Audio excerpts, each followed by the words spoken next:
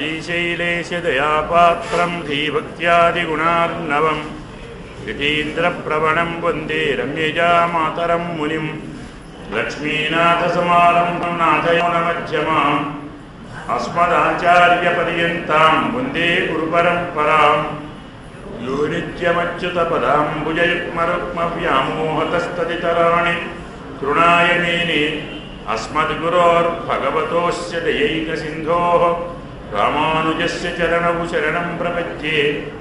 मातापिता युवतयस्तनया विभूतिः सर्वं यदेव नियमेन मदन्वयानाम् आद्यस्य नः कुलपतेर्वकुलाभिरामं श्रीतदङ्घ्रियुगलं प्रणमामि मूर्ध्ना। भूतं सरश्च महदाह्वयभट्टनाथ श्रीभक्तिसार कुलशेखरयोगिवाहान् भक्ताङ्घ्रिरेणुपरकालयतीन्द्रमिश्रान् श्रीमत्पराङ्कुशमुनिं प्रणतोऽस्मि नित्यं। गुरुमुखमनधीत्य प्राह वेदानशेषान् नरपतिपरितृप्तं शुल्कमदातु कामः। स्वसुरममरवन्द्यं रङ्गनाथस्य साक्षात् द्विजकुलतिलकन्तं विष्णुचिन्नमामि। नीलातुङ्गस्तनगिरितटी सुप्तमुद्बोध्य कृष्णं पारार्ध्यं संसरसिद्धमध्यापयन्ति। सोच्छिष्टायां सजिनिगणितं या बलात्कृत्य भुङ्क्ते गोदा तस्यै नमैदमिदं भूयये वास्तु भूयः। आण्डाळ् दिव्य तिरुवडिगळे शरणं कन्याभरणि संजातं वाधूलकुलभूषणं श्रीरङ्गार्य गुरोः पुत्रं षठगोपमहं भजे। अस्मद्गुरुभ्यो नमः। భగవత్ బంధువులారా, నిన్నటి పాసురంలోని ఒక అర్థాన్ని, అంటే ముఖ్యమైన అర్థాన్ని మనం అనుసంధానం చేసుకున్నాం. స్వాపదేశార్థము అంటాం. అంటే హృదయంలో చెప్పదలుచుకున్న అర్థం. అంటే వినగానే తెలిసే అర్థం అంత బాగుండదు. విన్నదాన్ని కొంచెం ఆలోచిస్తే తెలిసే అర్థం బాగుంటుంది. అందుకే ఏకమాపాత మధురం అన్యద ఆలోచనామృతం అంటారు పెద్దలు. సంగీతము విన్న వెంటనే ఆనందాన్ని కలిగిస్తుంది. శాస్త్రము ఆలోచిస్తే ఆనందాన్ని కలిగిస్తుంది. నిన్నటి మాట మనం ఏం చెప్పుకున్నాం? వర్షాకాలంలో పర్వత గుహలో శౌర్యం ఉన్నటువంటి సింహము, సంపద ఉన్న సింహము దృఢముగా, స్థిరముగా, బలముగా తన ప్రియురాలితో కలిసి ఇద్దరు కనపడుతున్న చూచేవారికి ఒకటిగానే కనబడు. వర్షాకాలం అయిపోయిన తరువాత తనకు తానుగా లేచి ఒక్కసారి తీవ్రంగా చూచి ఒళ్ళును సాగదీసి విరుచుకొని దులుపుకొని శరీరాన్ని ఇటు అటు కదిలించి సువాసనతో ఉన్నటువంటి తమ మేని పరిమళాన్ని అంతటా వ్యాపింపచేసి బయలుదేరినట్టుగా, బయటికి వచ్చినట్టుగా నీవు బయటికి రావాలి. ఇది మనం చెప్పుకున్న వాక్యార్థం. అంటే పాసురం వినగానే పదాలకు అర్థాన్ని కలుపుకుంటే, కూడుకుంటే దీన్ని మనం శాస్త్రంలో చెప్పాలంటే దండాన్వయం అంటాం. అంటే భాషలోని పదాలను పక్కన పెట్టి మన భాషలోని పదాలు చెప్పుకుంటాం. దండాన్వయం. కానీ అమ్మ సింహాన్ని ఎందుకు వర్ణించినది అన్నప్పుడు నేను చెప్పుకున్నాం, నరసింహ అవతారాన్ని గుర్తు చేసుకున్నది. అది కూడా వాచ్యార్థం. సింహం అంటే నరసింహం. అందులోనూ పెద్దగా ఆశ్చర్యాన్ని గొలిపేటువంటి అర్థం కాదు. అమ్మ మనకు ఒక అద్భుతమైన తత్వాన్ని చెప్పింది. కొన్ని వందల వేల గ్రంథాలు ఎంతో మందితో విన్నా బుర్రకెక్కక, అర్థం కాక, ఆలోచించలేక, అనుసంధానం చేసుకోలేక, అనుభవించలేక అవస్థ పడుతున్నటువంటి పరమ రహస్యమైన తత్వాన్ని ఒక చిన్న సింహం అనే దృష్టాంతంతో మనకు తల్లి బోధించింది. గుహలో పడుకొని ఉన్నప్పుడు రెండుగా ఉన్న సంపద కూడా పక్కన ఉందని చెప్పాడు. సీరియసింగం ఆడసింహంతో కలిసి ఉంది, శౌర్యముతో కలిసి ఉంది. అంటే గుణములు ఉన్నాయి, స్త్రీత్వము ఉంది. అంటే రెండు ఉన్నాయి న్యాయంగా. సింహం కాక ఆ సింహంతో రెండు ఉన్నాయి. సింహంతో కలిసి మూడు. కానీ మనకు కనపడుతున్నది మాత్రం ఒకటే. జాగ్రత్తగా వినాలి. మనకు కనపడుతున్న సింహం ఒక్కటే, అందులో రెండు ఉన్నాయి. వర్షాకాలంలో గుహలో పడుకొని ఉన్నప్పుడు చూచిన వారు సింహము ఒక్కటే అనుకుంటారు. వర్షాకాలం అయిపోయింది, సింహం లేచి తన ప్రియురాలితో శౌర్యంతో బయటికి, ఓ ఒక్కటే కానీ రెండితో కలిసి ఉందండి అనుకుంటాం. మొత్తాన్ని కలిపితే మనకు అర్థమైన తత్వం ఏమిటి? ప్రధానమైనది ఒకటే, ఉన్నది కూడా ఒకటే, కనపడుతున్నది ఒకటే, కానీ ఆ ఒక్కటి రెంటితో కలిసి ఉన్నది. రెంటితో కలిసి ఉన్నది ఒక్కటే, కూడి ఉన్నది ఒక్కటే. ఈ తెలుగు పదాలను సంస్కృతీకరిస్తే కూడి అంటే విశిష్ట, ఒక్కటే అద్వైతం, రెండు కలుపుకుంటే విశిష్ట అద్వైతం. ఏం చెప్పింది అంటాడమ్మా? ఏకమేవ అద్వితీయం బ్రహ్మ, పరమాత్మ ఒక్కడే, పరబ్రహ్మ ఒక్కడే, రెండవ పరబ్రహ్మేడు. కానీ జీవాత్మ లేదా? ప్రకృతి లేదా? ప్రకృతి జీవాత్మ లేకుంటే పరమాత్మ ఎలా అంటాం?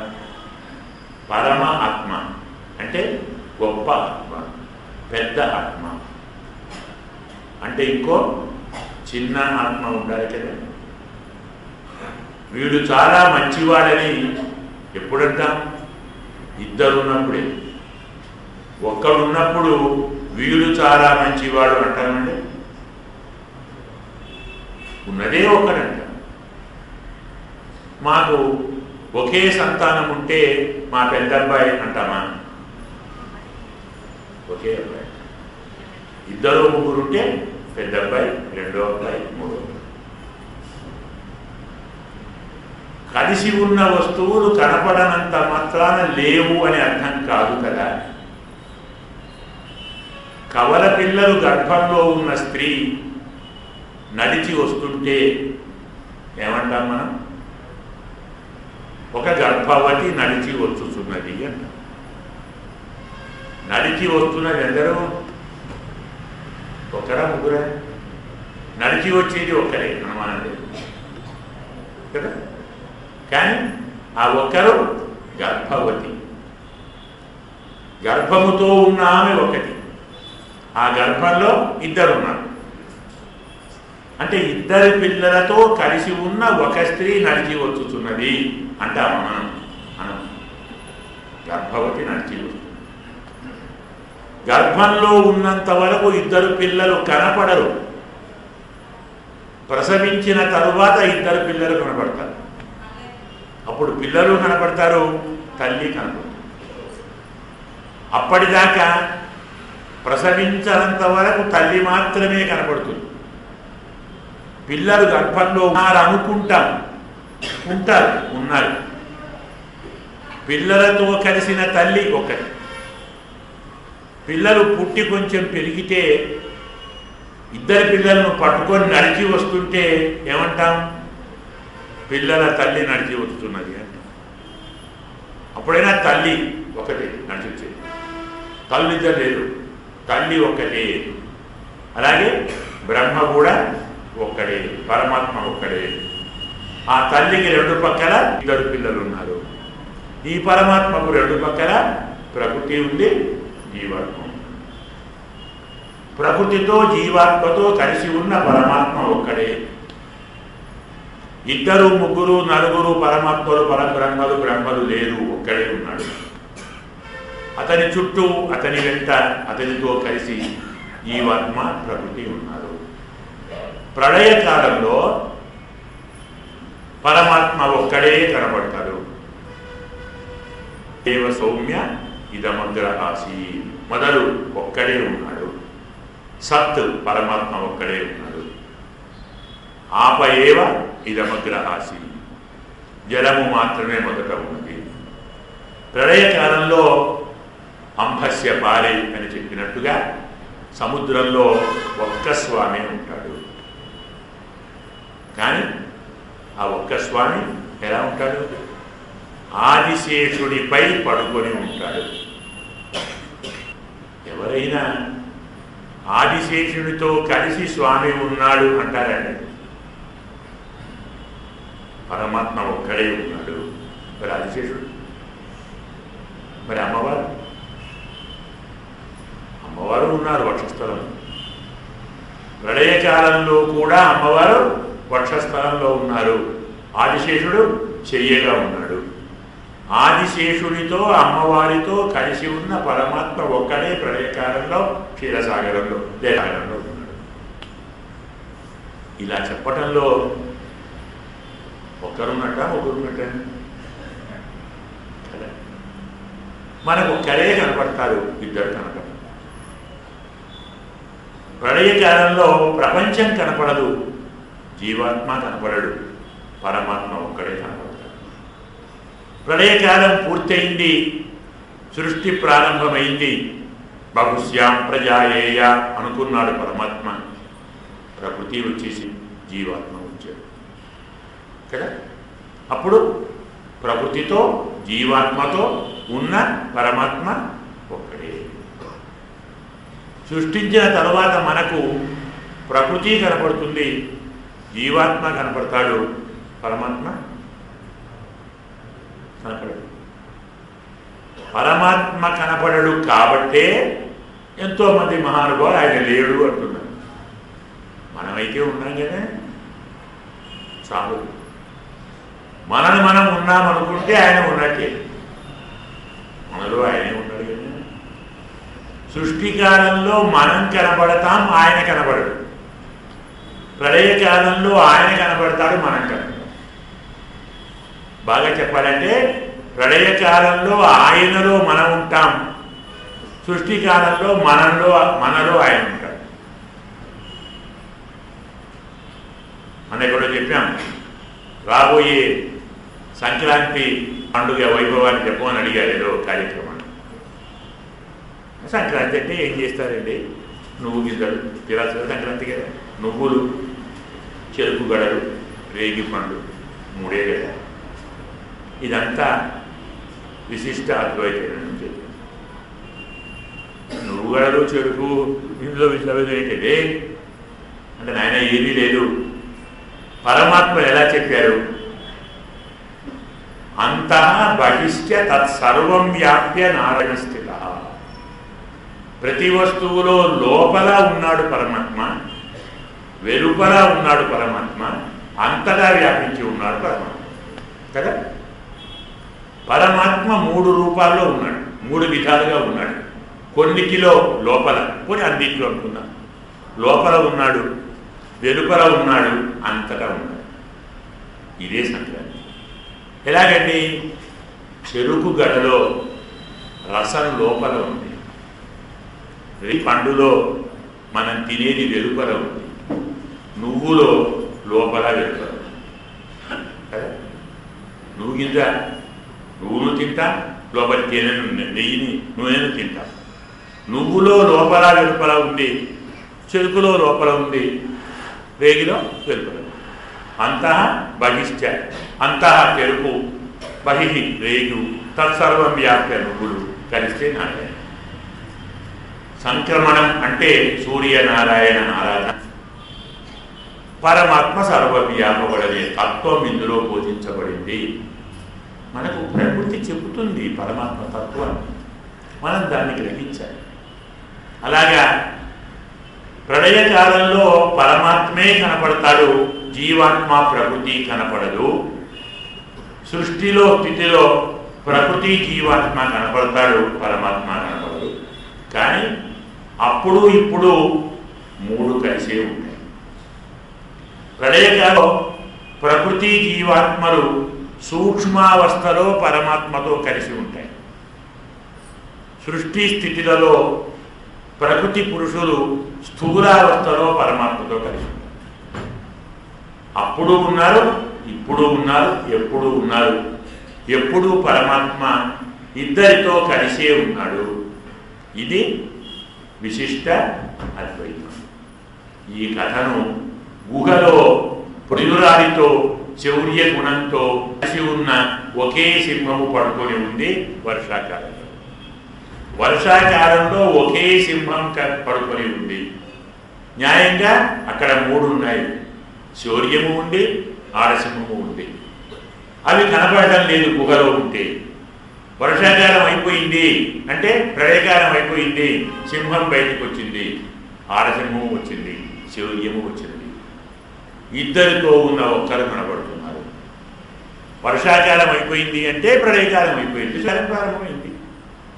అందుకే సృష్టిని కూడా చమత్కారంగా చెప్పడానికి సింహంలోనే అంటాడమ్మ పంచభూత తత్వములను చెప్పినది. తీవిడితో తీవ్రంగా చూచి అంటే నిప్పులు చెరుగుతూ మనకు చాందోగ్యం సృష్టి క్రమాన్ని చెప్పినప్పుడు మొదలు తేజస్సు ఆవిర్భవించినది అని చెబుతుంది. తరువాత ఆ అగ్ని జ్వాలల నుండి తైలధారలాగా ఆనంద బాష్పాలు వస్తాయి.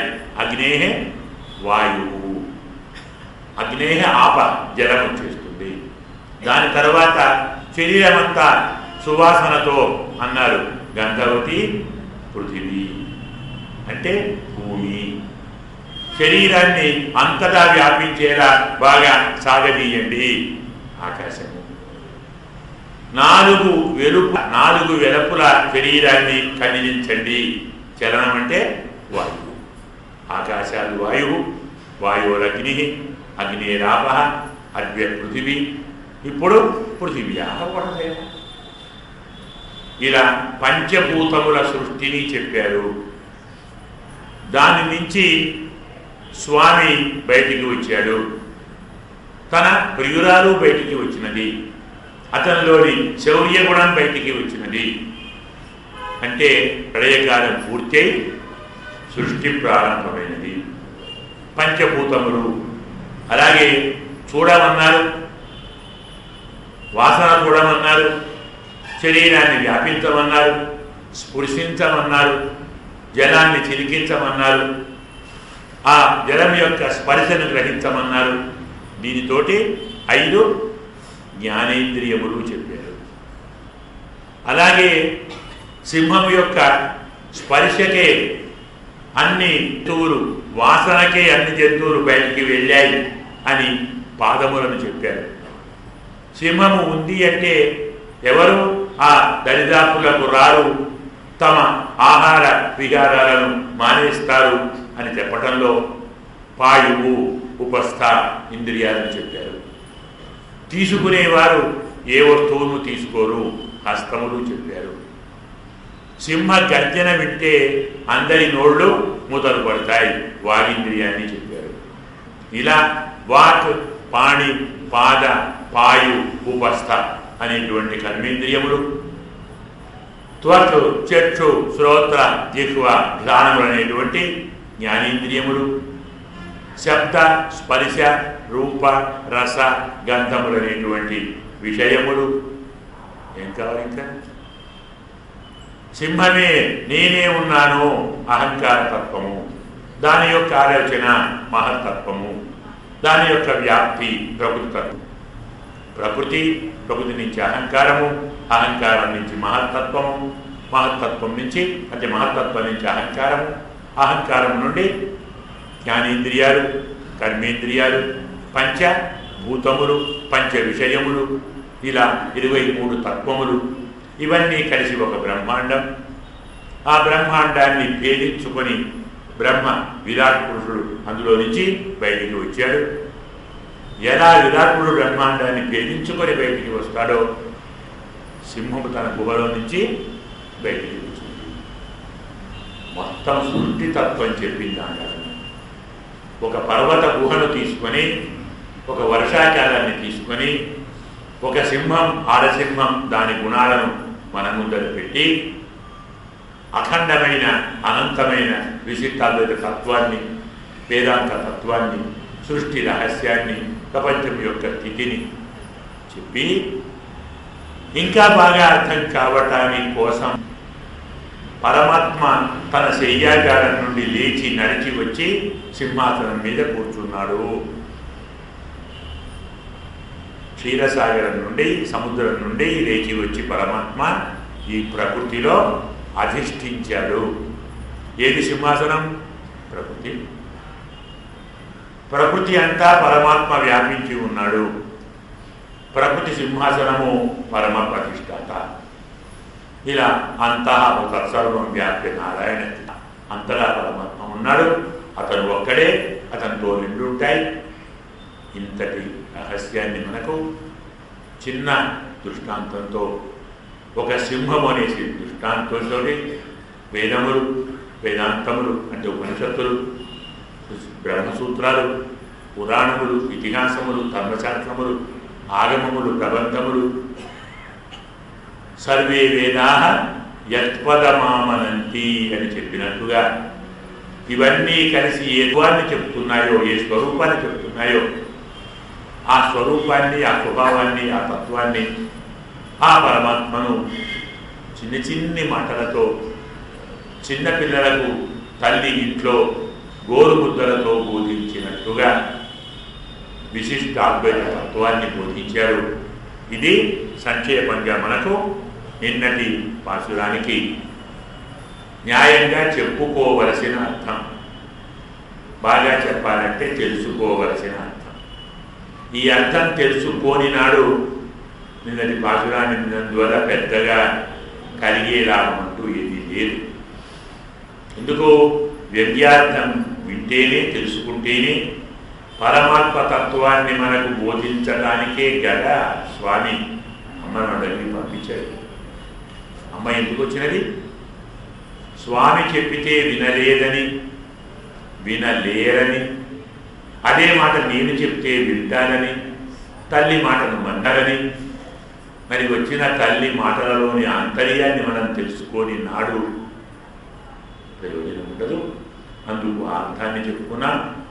సరే, ఏమైతేనేమి నీలాదేవి కోరిన రీతిలో పరమాత్మ తన శయ్యామందిరం నుంచి లేచి వారు కోరినట్టుగా సభామండపానికి, అందులోని సింహాసనానికి వచ్చి సింహాసనంపై కూర్చున్నాడు.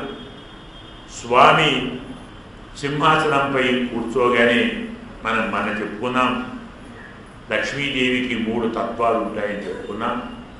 ఒకటి జీవతత్వం, రెండవది ఘటకతత్వం, మూడవది ప్రాప్యతత్వం. అంటే అమ్మవారు మనలో ఒకరు, ఆమె కూడా జీవుడే. అంటే పరమాత్మను చేరాలి అనుకునే వాడిలో ఆమె కలిసి ఉంటుంది. మనతో కలిసి పరమాత్మ స్వరూప స్వభావ గుణ విభూతులను మనకు బోధిస్తూ ఉంటుంది. ఇది జీవతత్వం. తరువాత అమ్మవారు మనకు పరమాత్మను చేరమని బోధిస్తుంది, మనను పరమాత్మ దగ్గరికి తీసుకొని వెళుతుంది. కానీ దీన్ని ఘటకత్వం అంటారు. అంటే కూర్చేది. సంసారంలో ఉన్న జీవుణ్ణి పరమాత్మతో కూర్చేది ఎవరు? అమ్మ. నాన్న దగ్గరికి తీసుకొని పోయేది ఎవరు? పిలవండి, అమ్మే. మనకేం తెలుసు నాన్నెవరో? ఇదిగోరా వీడి నాన్న అంటే నాన్నేమనుకుంటాం, లేకుంటే మనకేం తెలుసు వాడెవడో నాన్నెవరు. నాన్నను చూపేది అమ్మే, నాన్నను చేర్చేది అమ్మే కదా. కాబట్టి అంతవరకు అమ్మగా ఉంటుంది, తరువాత నన్ను చేర్చేదిగా ఉంటుంది. మనకు పాలిచ్చి, ఆహారం ఇచ్చి, స్నానం పోసి, బట్టలు తొడిగి, మరేమో చేసి మరేమో చేసి మనమ్మే అనుకుంటాం. అంటే ఇది జీవతత్వం. నాన్న దగ్గరికి తీసుకొని పోవటం ఘటకత్వం. అంటే కూర్చేది, చేర్చేది, నాన్నగారిని చేర్చేది. మనము నాన్న దగ్గరికి వెళ్ళగానే తాను వెళ్ళి నాన్న పక్కన కూర్చొని నెచ్చుకుంటాం. నాన్న పక్కన కూర్చుంటాం. మనం అప్పుడు ఇద్దరి దగ్గర చేరుతాం. అప్పుడు అమ్మ ప్రాప్యమవుతుంది, అంటే పొందదగినది. పొందించేది ఆమె, పొందదగినది ఆమె, పొందాలనే భావన కలిగించేది ఆమె. మనతో ఉండి, మనలో ఉండి, మనలో ఒకటిగా ఉండి, మనకు పరమాత్మ తత్వాన్ని ఉపదేశించి, మనలో పరమాత్మను చేరాలనే భావాన్ని కలిగించి, పరమాత్మ దగ్గరికి తీసుకొని వెళ్ళి, పరమాత్మ తాను కూర్చొని మనను స్వామి దగ్గరికి చేరుస్తుంది. అప్పుడు మనం ఇద్దరిని చేరుతాం. ఈ విషయం గుర్తుంచుకుంటే అమ్మ జీవకోటిలోనూ చేరుతుంది, ఘటక కోటిలోనూ చేరుతుంది, ప్రాప్య కోటిలోనూ చేరుతుంది. ఆమె జీవుడు, ఆమె ఘటకురాలు, ఆమె ప్రాప్య. ఆచార్యుడు కూడా, అంటే గురువు గారు కూడా, ఆయన దగ్గర రెండు ఉంటాయి, మూడోది ఉండదు. అంటే మనలో ఒకటిగా ఉంటాడు గురువు గారు, మనతో పాటే ఉంటాడు. మన ఇంటికి వచ్చిపోతుంటాడు, మనం పెట్టిన పలహారాలు చేస్తుంటాడు, టీవీ తవ్వుకుంటాడు, టిఫిన్లు చేస్తుంటాడు, భోజనం చేస్తుంటాడు, మనం ఇచ్చిన బట్టలు తీసుకుంటాడు, డబ్బులు తీసుకుంటుంటాడు. ఇవన్నీ చూసి ఈయన మనలాంటి వాడే అనుకుంటే మనం బురదల పడతాం.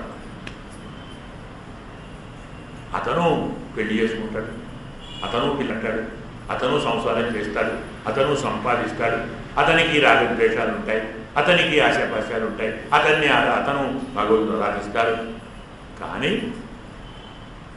మనకు అతనికి తేడా ఏమిటి? సత్తాహ కర్మాణి లేదా కర్మణి అవిద్వాంస యథా కుర్వంతి భారత కుర్యాత్ విద్వాన్ తథా అసక్త చికీర్షు కర్మసంగ్రహం.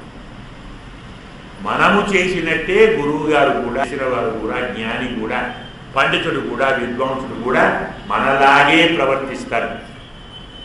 ఇంకా బాగా చెప్పాలంటే కొన్ని సమయాల్లో మనమే మంచివాళ్ళమో ఏమో, మనకే జ్ఞానం బాగుందో ఏమో, ఏంటండి ఇలా చేస్తున్నారు, అంతగా తింటున్నారు, అంతగా వింటున్నారు, అంతగా డబ్బులు తీసుకుంటున్నారు, అడిగి మరీ తీసుకుంటున్నారు, ఏమయ్యగారండి ఈయనే అని మనకంటే ఈయనే అన్యాయమో ఏమో, ఆధమ్యమేమో అనుకునే స్థితిలో ఉంటాడు. కానీ ఎక్కడ వీటి యందు ఆయనకు ఆశ ఉండదు, కోరిక ఉండదు. ప్రవృత్తి ఉంటుంది, కోరిక ఉండదు. మన ప్రవృత్తి కోరికతో ఉంటుంది. మనం వివాహం చేసుకోవడం కానీ, మనం సంతానాన్ని పొందడం కానీ, మనం సంపాదించడం కానీ, మనం వ్యవహరించడం కానీ, మనం అనుకున్న లక్ష్యాన్ని చేరటానికి, ఒక ఇల్లు కట్టుకోవాలి, డబ్బు సంపాదించాలి, బ్యాంక్ బ్యాలెన్స్ పెట్టుకోవాలి, ఇంకేదో చేసుకోవాలి, ఇంకేదో చేసుకోవాలి అనుకుంటూ చేస్తాం. కానీ గురువు గారు పరమాత్మ పంపించాడు. అజ్ఞానులకు, మూర్ఖులకు, లాలసులకు, ఆశాపరులకు పరతత్వాన్ని తెలియజేయమని పంపించాడు. వారు మన దగ్గరికి రావాలంటే మనం కూడా వారిలాగానే ఉండాలి కదా. మనం కాస్త వేరులాగా మన దగ్గరికి వస్తారా? ఏనుగును పట్టాలంటే చెప్పాను, జ్ఞాపకం అనుకుంటాను. ఒక మహానుభావుడు చెప్తాడు, శంకరాచార్య వారు వివేక చూడామణి, చాలామంది పెద్దలు వినుంటారు, అద్భుత గ్రంథం, పరమ వేదాంతం, తత్వాన్ని చక్కగా చెప్పిన మహానుభావుడు. కురంగ మాతంగ పతంగ మీన మృంగ నర పంచవిరంచితస్య.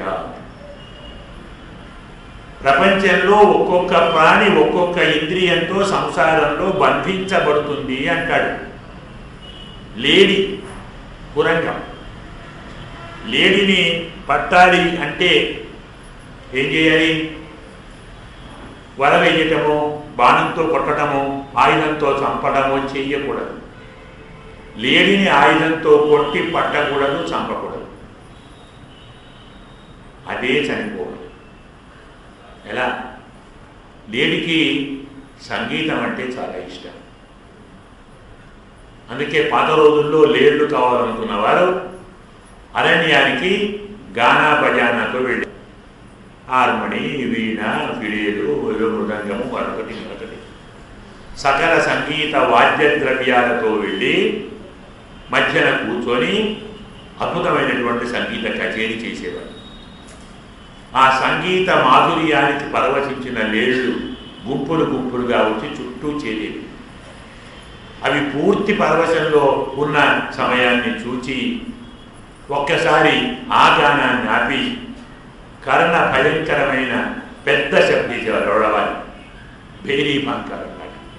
ఒక్కసారి ఆ శబ్దాన్ని విని గుండెలు అవిష్టైపోతాయి. ఇలా శ్రోత్రేంద్రియానికి రుచి కావాలని కోరుకున్న లేళ్లు బంధించబడతాయి. ఏనుగును పట్టాలంటే నాకు అది దొరకదు. ఏం చేస్తాం? అడవిలో చోట గోతి తవ్వి పైన ఆకులములన్నీ కప్పేసి ఒక చిన్న ఏదో వస్త్రం లాంటిది కప్పేసి దాని మీద ఒక ఆడ ఏనుగు బొమ్మను పెడతారు, ఓ చెక్క బొమ్మ అనుకోండి. దాన్ని స్పృశించాలనేటువంటి ఆశతో వచ్చి అది గోతిలో పడుతుంది. మగవారు ఎలా గోతిలో పడతారో ఈ దృష్టాంతం చెప్పారన్నమాట. కురంగ, మాతంగ, తరువాత పతంగ, మిడత దీపాన్ని చూచి పండనుకొని తినటానికి వచ్చి పడి వారుతుంది. అంటే చక్షురింద్రియంతో మిడత పోతుంది. తుమ్మెద మకరందాన్ని ఆస్వాదించాలి, సుగంధాన్ని సేవించాలనే గంధం మీద ఆశతో పద్మంలో సాయంత్రమైనా ఉండి బంధించబడుతుంది. నాసికతో తుమ్మెద, ఇక చేప, దాన్ని పట్టడానికి ఎర అంటారు. దానికి బాగా నచ్చిన మాంస ఖండాన్ని ఒక చిన్న సూదికి కుచ్చి దాన్ని లోపలికి పంపితే నాలుకకు రుచి అందించుకోవాలనేటువంటి ఆశతోటి పోయి దానికి తాను చిక్కుంటుంది. ఇలా ఒకటి చెవులకు, ఒకటి కన్నులకు, ఒకటి నాసికకు, ఒకటి నాలుకకు, ఒకటి చర్మానికి లోనై బంధించబడతాయి జంతువులు. మానవులు మాత్రం అన్నిటితో బంధించబడతారు. చాలా గొప్పవారు కదా. ఎవరిని గొప్పవారు? వాటికి జ్ఞానం లేదు కదా, ఒకదానికే పోతుంది. మన జ్ఞానం బాగుంది కాబట్టి రూపము కావాలి, రసము కావాలి, శబ్దము కావాలి, స్పర్శ కావాలి, గంధము కావాలి అంటాడు శంకర. నరహ పంచవిరంచితస్య, మానవుడే 5ంటికి బంధించబడుతున్నాడు. అవి ఒక్కొక్క దానికే బంధించబడుతున్నాయి. ఇది విధానం. ఈ రీతిలో తత్వాన్ని తెలుసుకోవటానికి మనం ఏనుగును ముందర పెట్టుకున్నాం. ఏనుగు ఎలా దొరుకుతుంది అంటే ఇంకో ఆడ ఏనుగు వస్తే ఏనుగు దొరుకుతుంది. తనలాంటి దాన్ని చూచి ఏనుగు ఎలా పడుతుందో మానవుడు కూడా తనలాంటి ఒక ఇంకో మనిషి చెప్తే వింటాడు. ఎవరో చెప్తే వింటాం మనం. అసలు ఆయన మనలాంటి వాడే, ఆయన మనిషి, ఆయన పక్కనే ఉంటాడండి, మనతో కలిసి ఉంటున్నాడు, మనతోనే గుడికి వస్తున్నాడు, మాట్లాడు విందాం అని పక్కన కూర్చున్నాడు. మానవులు మానవులతోటే వింటారు కాబట్టి పరమాత్మ కూడా మానవ రూపంలో వచ్చాడు. ఎవడు ఆయన ఎందుకు రావాలి, ఏమవసరం? కాబట్టి అది గురువు గారి లక్షణం. ఈ రీతిలో తత్వాన్ని చెప్పినది. ఇక నీలాదేవి వచ్చి స్వామి పక్కన కూర్చుంది. స్వామి సింహాసనం మీద కూర్చున్నాడు. కూర్చున్న స్వామి తన కుడి కాడును ఎడమ తొడపై పెట్టి కూర్చున్నాడు. అలా కూర్చుంటే అటుపక్క ఉన్న వారికి స్వామి యొక్క పాదం అరికాలు కనపడింది. ఎలా ఉంది స్వామి పాదం? రేఖామయ ధ్వజ సుధాంశ, ఎప్పుడు తెలుసు కదా.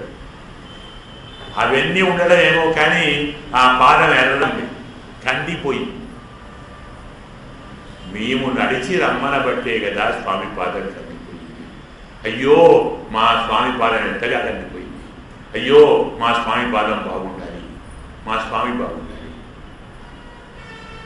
నీవు వచ్చి సింహాసనం మీద కూర్చుంటే మాకేం కావాలో చెప్తామన్న గోపికలు నీలాదేవి స్వామి వచ్చి సింహాసనం మీద కూర్చోగానే ఏమి కావాలో అడగటం మర్చిపోయి, స్వామి నీవు బాగుండాలి, నీ పాదాలు బాగుండాలి, నీ బలం బాగుండాలి, నీ వాత్సల్యం బాగుండాలి, నీ ఆయుధాలు బాగుండాలి అని మంగళాశాసనం చేస్తున్నారు. ఈనాటి పాశురాన్ని ఏమంటారు? మంగళాశాసన పాశురం అంటారు. మంగళాశాసనం అంటే ఏమిటో మనం కొంచెం వివరించాలి అనుకుంటే మనం ఇవాళ పాశురం మొదలుపెట్టలేము. కాబట్టి పాశురాన్ని అనుసంధానం చేసి పాశురం యొక్క అర్థాన్ని చెప్పుకుంటున్న సమయంలో ఆయా సందర్భాలలో దాని ఉపయోగాన్ని కూడా కలిపి అనుసంధానం చేద్దాం. మనం పాశురాన్ని అనుసంధానం చేద్దాం. అన్ని ఉలగ వళந்தாய் அடிபோத்தி சென்னங்கொத்தெல்லிலக்கை செத்தாய் திரள்போத்தி பொன்னச்சகட முதத்தாய் புகழ்போத்தி கண்ணி குடிலா விரிந்தாய் கடறு போத்தி பொன்னுகுடையார் விடுத்தாய் குணம் போத்தி வெண்ணு பகை கெடுக்கும் என கையில் வேறு போத்தி என்னென்னும் சேவகமே ஏற்றி வருவான் இன்னுயாம் பொந்தோ இலங்கே லோரெம்பாவாய் ஆண்டாள் திவ்ய திருவடிகளே சரணம். அஸ்மத் குருப்யோ நம. అన్ను ఇవ్వులగం అడిందాయ్ అడిపోద్ది. అన్ను అంటే ఆనాడు, ఇవ్వులగం ఈ లోకాలను, అడందాయ్ కొలిచిన, అడి స్వామి దానికి పోతి మంగళాశాసనము. సెన్ను అంగ తెన్ని లంకై అక్కడికి వెళ్ళి దక్షిణ లంకను చేరి చెత్తాయ్ రావణాసురుణ్ణి సంహరించిన తిరలు నీ దివ్య బలమునకు పోతి మంగళాశాసనం. పొన్న చెగడం ఉదత్తాయ్ కపట శకటాసురుణ్ణి కాలితో తన్ని విరగొట్టిన నీ బలానికి పోతి మంగళాశాసనం. కొన్ను ఉడయా వెళుతాయి, అలాగే కడలు పోతి, కన్ను ఉడయా వెళుతాయి, కడలు పోతి. కన్ను అంటే దూడను, కుడై ఏమంటాం? ఒడిసేల రాయి అంటాం, తిప్పి కొడతారు ఒక రాయి. దానిలాగా ఉన్నటువంటి నీ పాద బలానికి మంగళాశాసనం. కొన్ను కుడయా వెళుతాయి, పర్వతాన్ని గొడుగు మార్చి రక్షించిన గుణం నీ వాత్సల్య గుణానికి పోతి మంగళాశాసనం. ఎన్ను పగై కెడుక్కుం నిన్ను కయ్యిల్ వేలుపోతి. శత్రువులను సంహరించే క్రూరమైన నీ చేతిలోని బల్యమునకు మంగళాశాసనం. ఎన్ను ఎన్ను సేవకమే అని అని అంటూ నీ వీరచరితాన్ని తిప్పరగలువాన్ మంగళాశాసనాన్ని పాడి పరై తీసుకోవటానికి ఇన్ను యాం వందు. యాం మేము, ఇన్ను ఈనాడు వందో వచ్చింది. ఏం చెప్తున్నారు? ఆనాడు వామనుడిగా వచ్చి త్రివిక్రముడవై మూడు లోకాలను కొలచిన నీ పాదమునకు మంగళాశాసనము.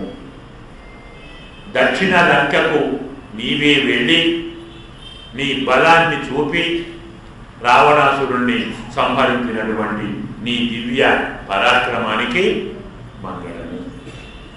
తల్లి నిద్రపోతున్నాడని శకటం కింద పరుండబెట్టి వెళితే నిద్రలేచిన బాలుడు సహజంగా ఒళ్ళు విరిచి కాళ్ళు చేతులు చాపుకుంటాడు. కాబట్టి అలా చేతులు చాచి కాళ్ళు చాచి ఆ చాచిన కాలుకు బండి తగిలి అది కింద పడి చనిపోయాడు. అలాంటి నీ దివ్య పాదానికి మంగళాశాసనం. ఒక దూడను ఒడిసెల రాయిలాగా ఒక చెట్టు మీదికి విసరి కపిత్తాసురుణ్ణి వత్సాసుడు ఇద్దరు రాక్షసుడు వారిని సంహరించినటువంటి నీ దివ్య బలానికి మంగళాశాసనం.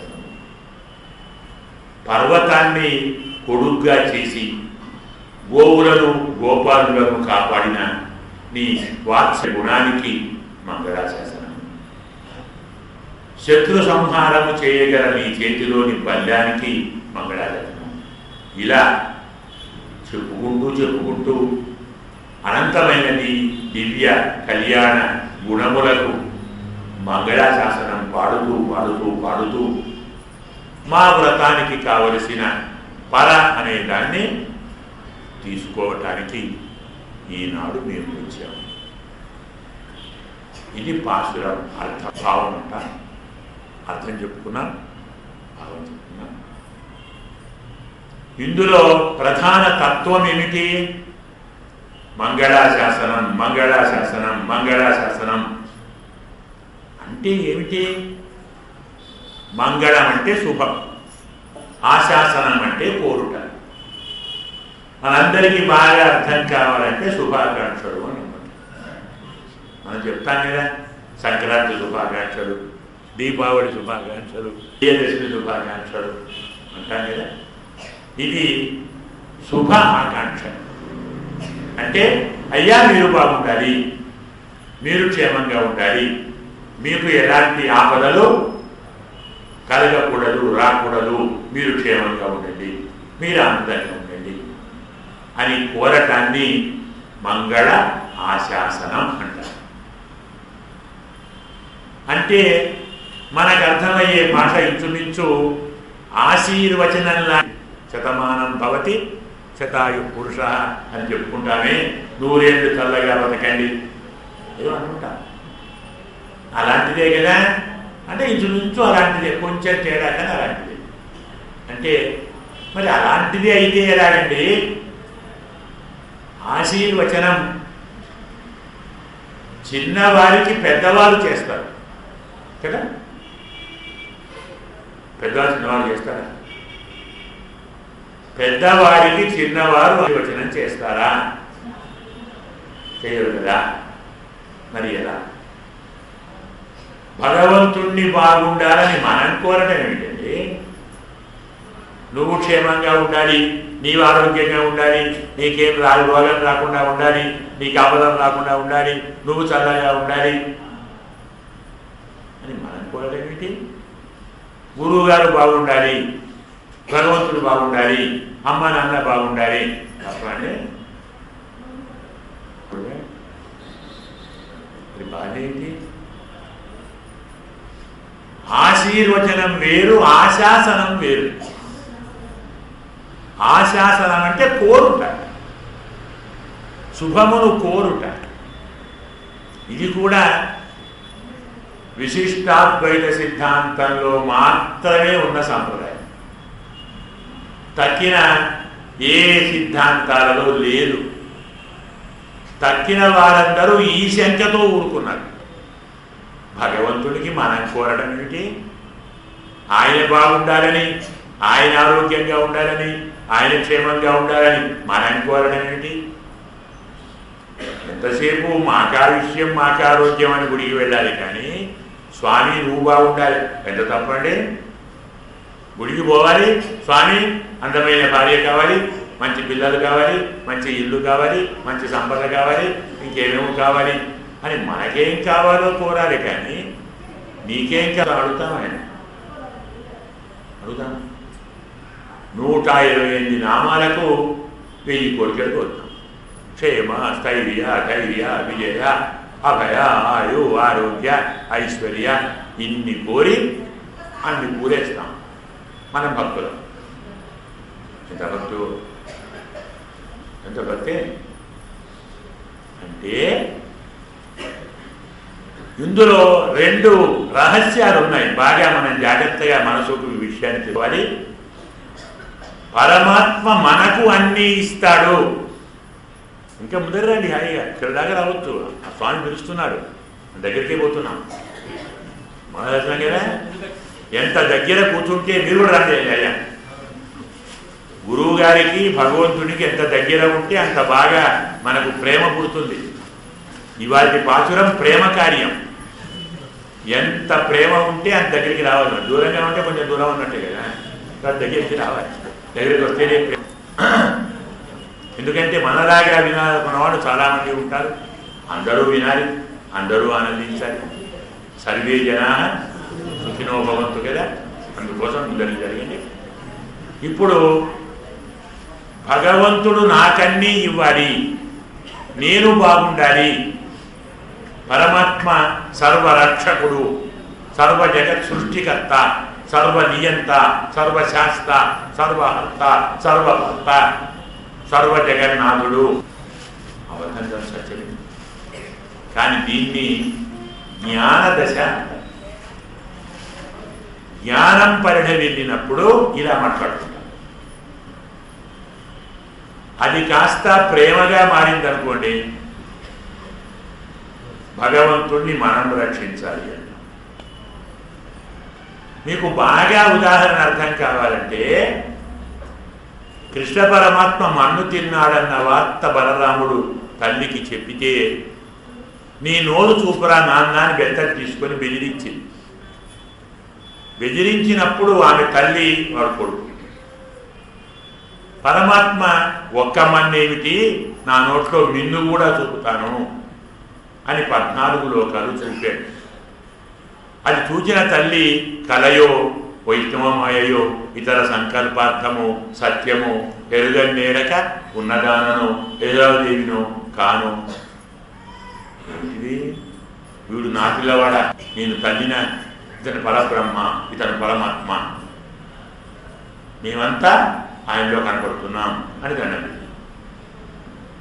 అమ్మ దండం పెట్టగానే చాలా మోసం జరుగుతున్నది అనుకుని స్వామి ఒక్కసారి ఆగలేతుంది పాలు, అయ్యో మా ఆయన ఎత్తుకొని పాలించి కలయో ఇష్టమయ ఎక్కడికి పోయింది, దండమేమైంది. పరతత్వానికి కలిగే జ్ఞానం ఉందే అప్పుడు ఆయన భగవంతుడు, ఉందే అప్పుడు ఆయన మన బిడ్డ. ప్రేమ దశలో అతని మేలు మనం కోరుతాం, అతని క్షేమాన్ని మనం కోరుతాం. ప్రేమకే మరో పేరు భక్తి. జ్ఞాన దశలో మన బాగా ఆయన 2 దశలు ఉంటాయి. మీకు ఇంకా బాగా అర్థం కావాలంటే ప్రతి దేవాలయంలో రోజు ఆరాధన చేస్తారా? ఏం చేస్తారండి? అర్ఘ్యం సమర్పయామి, పాద్యం సమర్పయామి, ఆచమనీయం సమర్పయామి, స్నానం సమర్పయామి. భగవంతుడికి చేతికి నీళ్లు ఇస్తున్నాం, కాళ్లకు నీళ్లు ఇస్తున్నాం, దప్పైతే నీళ్లు తాపుతున్నాం, స్నానం పోసి ఒళ్ళు తోముతున్నాం కదా. ఏమంటా? జిహ్వా నిర్లేఖన, దంతధావన, ప్రక్షాళన, హస్త ప్రక్షాళన, పాద ప్రక్షాళన. స్వామి దంతాలను తోముతాం, నోరు కడుగుతాం, నాలుక గీస్తాం. అడగండి, అర్చకులు చెప్తారు. ఇవన్నీ ఉన్నట్టేనా ఆయనకు? ఆయన పండుగ కట్టినట్టేనా? ఆ శరీరానికి మురి కట్టినట్టేనా? కాళ్ళకు దుమ్మున్నట్టేనా? ఎందుకు కాళ్ళు కడగాలి? మధ్య మధ్య పానీయం సమర్పయామి, హస్త ప్రక్షాళన సమర్పయామి, పాద ప్రక్షాళన సమర్పయామి, తాంబూలం సమర్పయామి. అంటే ఆయన అన్నం తిన్నాడు, మూతి కడిగాం, చేయి కడిగాం, మంచిళ్ళు తాపాం, నిద్ర వచ్చి పక్కేసాం. నిద్రపోతారా?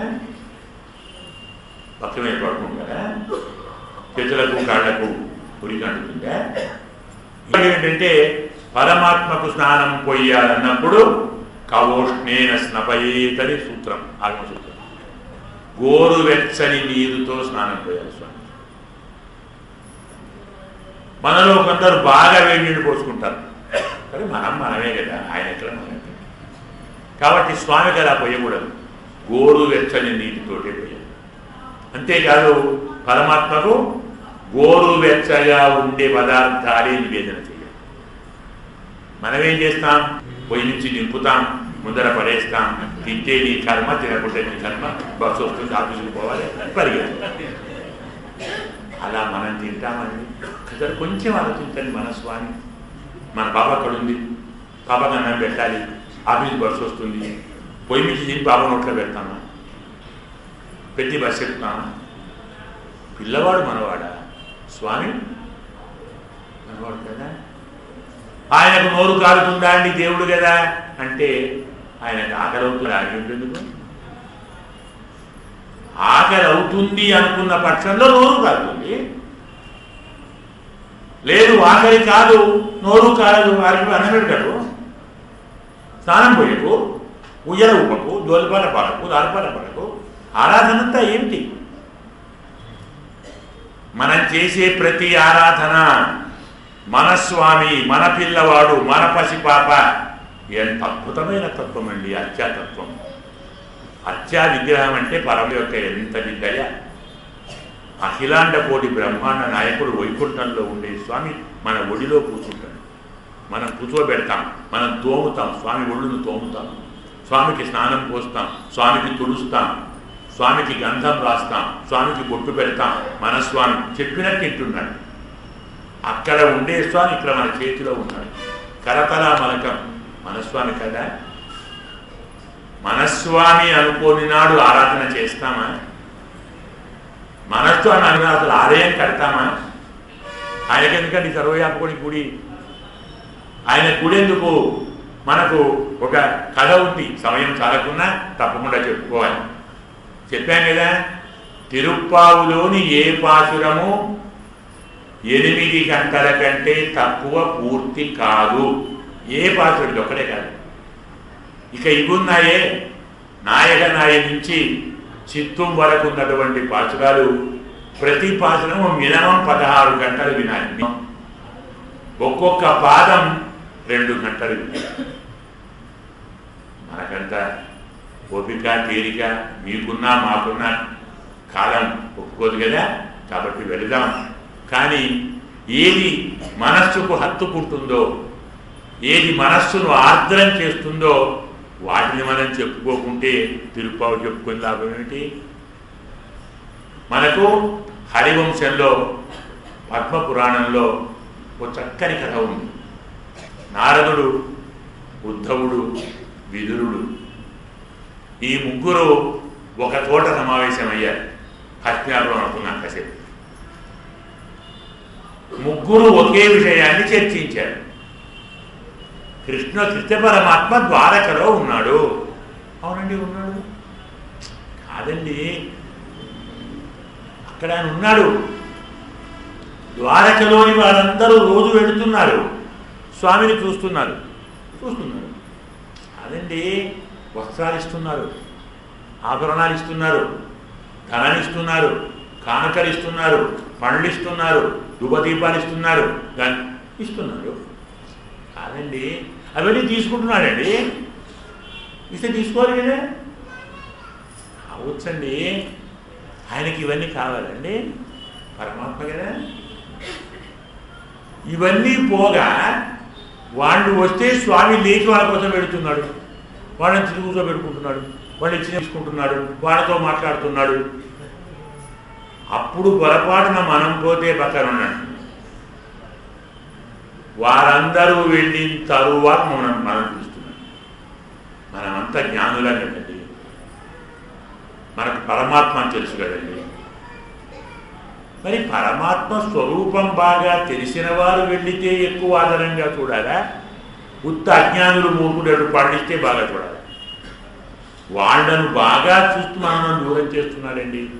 పరమాత్మకు కానుకలు ఏమిటండి, పరమాత్మకు అదేమిటి, ఆయనకు పండేమిటి, వాళ్ళు ఇవ్వడం ఏంటి, ఆయన తీసుకోవడం ఏంటి, వాళ్ళు ఆయనను ప్రేమించడం ఏంటి, మనం దూరం చేయడం ఏంటి? మనకు స్వామి అన్యాయం చేస్తున్నాడు, మనం సహించవద్దు. అవును సహించవు. ఏం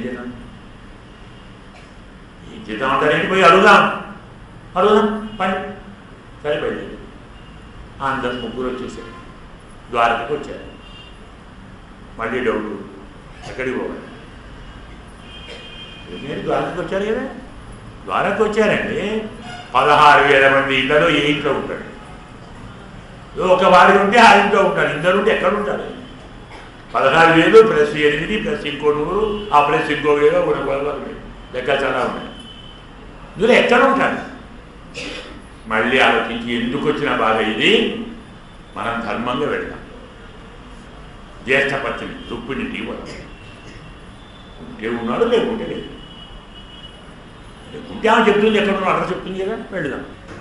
రుక్మిణింటికి వెళ్ళి రుక్మిణమ్మ వచ్చేసి, అయ్యా స్వామి నమస్కారం అండి, రాండి వెయిట్ చేయండి, కూర్చోబెట్టి ఆసనాలు వేసి తెచ్చి నీళ్ళు తెచ్చి కాలు కడిగి నీళ్ళు చేస్తారు.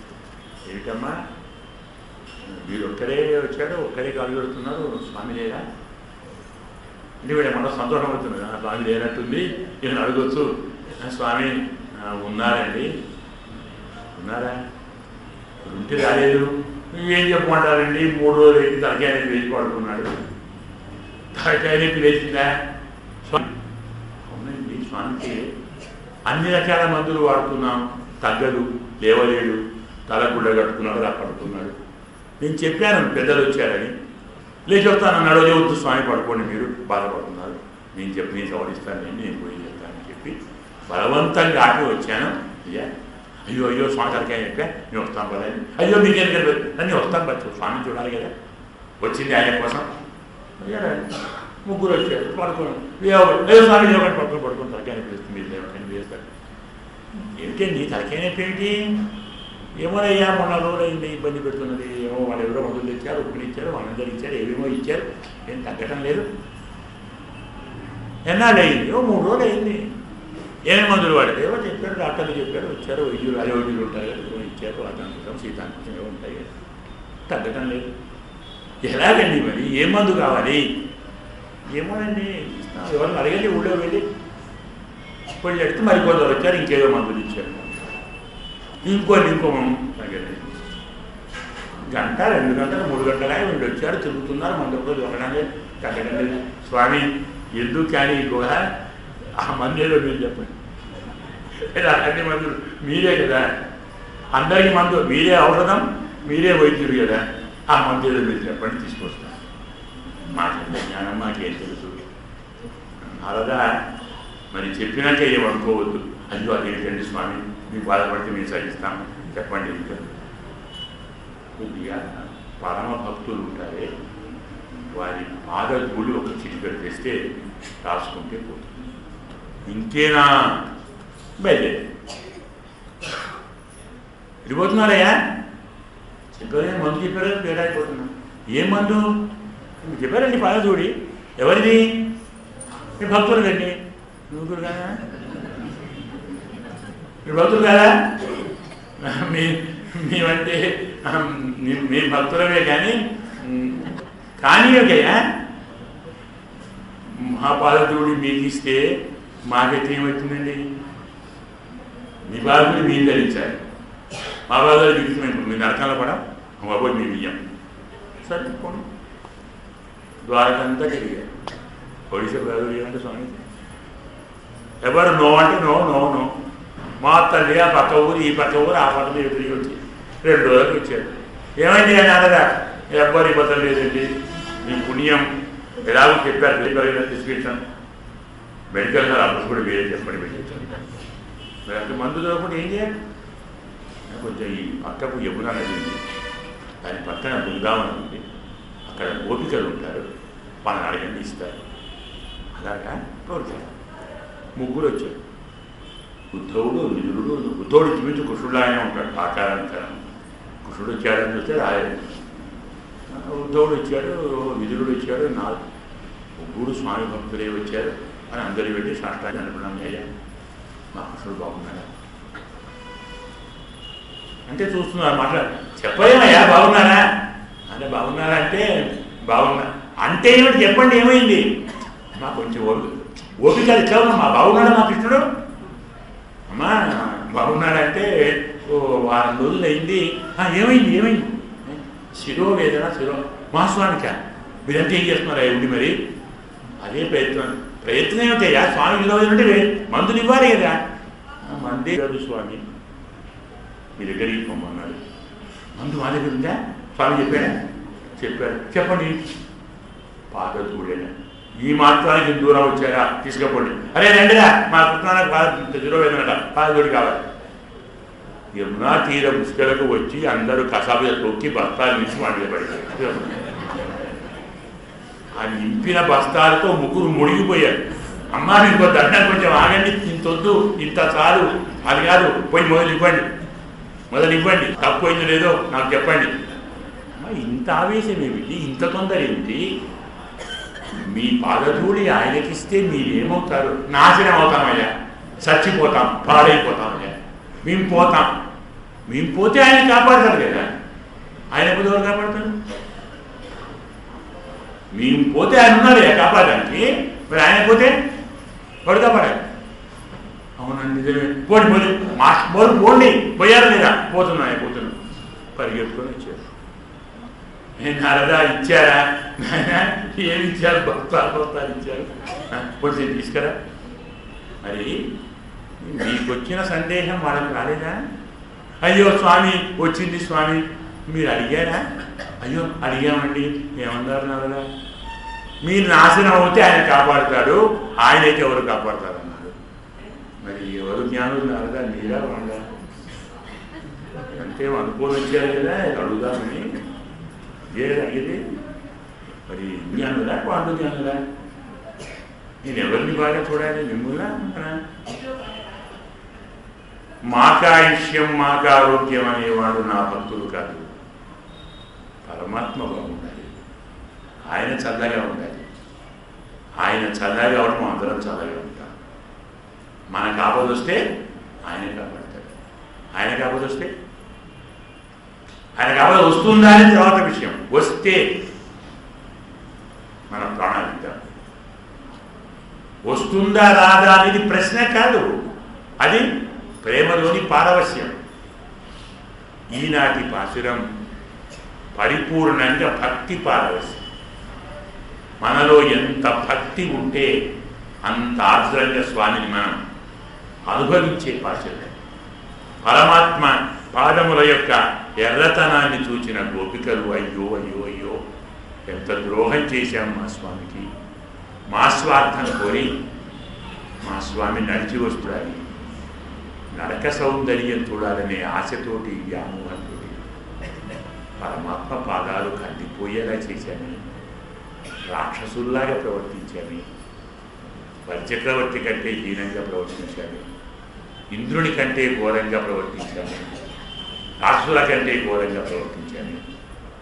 ఆనాడు బలిచక్రవర్తి 3 లోకాల రాజ్యాన్ని అపహరిస్తే అది మాకు కావాలని ఇంద్రుడి కోరితే వారి కోరిక మేరకు స్వామి వామనుడిగా పుట్టివాడిగా వచ్చి యాచకుడిగా వచ్చి బలిచక్రవర్తితో అడిగి అనుకున్న ప్రకారం 3 అడుగుల స్థలాన్ని ఇస్తానని మాట తీసుకొని దానజలాన్ని తీసుకొని జలం భూమి మీద పడేలోపు విశ్వమంతా వ్యాపించి తన పాదంతో అన్ని లోకాలు కొలిచాడే.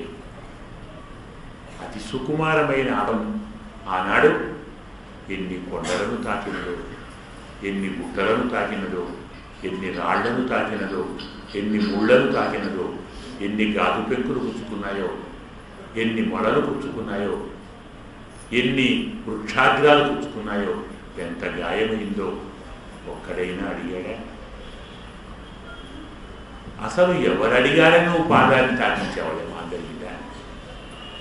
ఎవరైనా పరమాత్మ అడిగారా? స్వామి మా నెత్తిన నీ పాదం పెట్టు, మా పాపాలు పోగొట్టుని వాళ్ళని అడిగారని? ఎవరు అడిగారని పెట్టావయ్యా? ఎంతటి వాత్సల్యమయ్యా నీకు మా మీద. కన్న తల్లి తన పసిపాపను తన పక్కలో పడుకోబెట్టుకొని పడుకుంటుంది. తెల్లవారు నిద్రపోదు. మధ్య మధ్యన లేచి తన చేతితోటి పాప తన పక్కలోనే ఉందా, పొరపాటున పొర్లి కింద పడిందా అని తాకి చూస్తుంది కదా. నన్ను మధ్య మధ్యన నాకి చూడమని ఆ పాప తల్లిని కోరిందంటే ఏ పాప అయినా కోరుతుందా? పాప కోరలేదని తల్లి చూడకుండా ఉంటుందా? దీన్నేమంటారు? తల్లి ప్రేమ కదా, వాత్సల్యం కదా. ఇంత పెద్ద వాత్సల్య గుణం. ఆనాడు నీ పాదం ఎన్ని బాధలు పడింది. 3 లోకాలను కొలిచిన నీ పాదానికి ఎంత బాధ కలిగిందో బహుశా ఈనాడు అంతకు రెట్టింపు బాధ కలిగింది. మేము నడిపించాం కదా. ఆనాడు వేసినది 3 అడుగులే నీవు, ఈనాడు వేసినది 32 అడుగులు. చెయ్యా మందిరానికి, సభా మండపానికి ఉన్న అడుగులు 32. తెలుసా అండి? 32 అంటే పరమార్థంలో 32 బ్రహ్మ విద్యలు ఉన్నాయి. పరమాత్మను తెలిపిన విద్యలు 32, అవే పదాలు. 32 అడుగులు నడిపించామని ఎంత కర్కశులము. మనకు గోపికా గీతాలలో ఎంత బాగా చెప్పారు గోపికలంటే, స్వామి ప్రొద్దుగూకులు అడవిలో పశువుల వెంట, గోవుల వెంట తిరుగుతావు, వాటి వెంట పరిగెత్తుతావు. అవి ఏ కొండ కోనల్లోకి వెళితే వెతకటానికి అక్కడి దాకా వెళతావు. అంటే నువ్వు పరిగెత్తి వెళతావు. అలా వెళుతున్న నీ పాదాలకు ఎన్ని ముళ్ళు కుచ్చుకున్నాయో, ఎన్ని రాళ్ళు కుచ్చుకున్నాయో, ఎన్ని పడ్డావు. అయ్యో నీ పాదాలు కందిపోయాయేమో అని నీ పాదాలకు కొంచెం ఆశ్వాసన, ఊరట కలిగించాలని నీ పాదాలను మా వక్షస్థలంలో, మెత్తని పరుపులాగా ఉండే వక్షస్థలంలో పెట్టుకుందాము అనుకొని బుద్ధి తక్కువ, చాలా తప్పు, వద్దు అని మానుకున్నామయ్యా. కారణం నీ పాదాలు మా వక్షస్థలానికి తగిలితే నీ వక్షతో పులకించిన మా వక్షస్థలంలోని కేశములు, రోమములు నిక్కబొడుచుకుంటాయి. ఆ నిక్కబడుకున్న రోమములు ముళ్ళ కంటే తీక్షణంగా ఉంటాయి. అవి నీ పాదాల పుచ్చుకొని ఇంకా గాయమవుతుందేమో అని భయపడి చేర్చుకోవటం లేదయ్యా అంటారు. మరి ఇలాంటి పాదంతో నిన్ను 32 అడుగులు నడిపించామని ఎంత తప్పు చేశామయ్యా. అందుకే స్వామి నీ పాదం బాగుండాలి. ఆనాడు 3 లోకాలను పొడిచిన నీ పాదం బాగుండాలి. వామనావతారాన్ని మనకు అమ్మవారు 3 సార్లు చెప్పారు. ఓంకి ఉలగు అళంద అనేటువంటి 3వ పాచురంలో, తర్వాత అంబరమే తన్నీరే అనేటువంటి పాచురంలో, 17వ పాచురంలో, ఈనాటి 24వ పాచురంలో. చమత్కారం ఏమిటంటే కాస్త రోజుకు వెళితే అమ్మవారు ఈ సంఖ్యను ఎన్నుకోవటం కూడా ఒక పరమ తత్వాన్ని మనకు అందించిన తత్వము. 3వ పాచురంలోనే ఎందుకు చెప్పారు, 15లో ఎందుకు చెప్పారు, 24లో ఎందుకు చెప్పారు? జాగ్రత్తగా ఆలోచిస్తే సత్వం, రజః, తమః ఇది ప్రకృతే గుణ. ప్రకృతికి 3 గుణాలు, అందులో 3వది తమో గుణం. అది ఉండేది భూలోకంలో ఉన్నటువంటి ప్రాణుల తమో గుణాన్ని తొలగించమని ప్రార్థించడానికి 3వ పాశురంలో అమ్మవారు వామనావతారాన్ని చెప్పారు.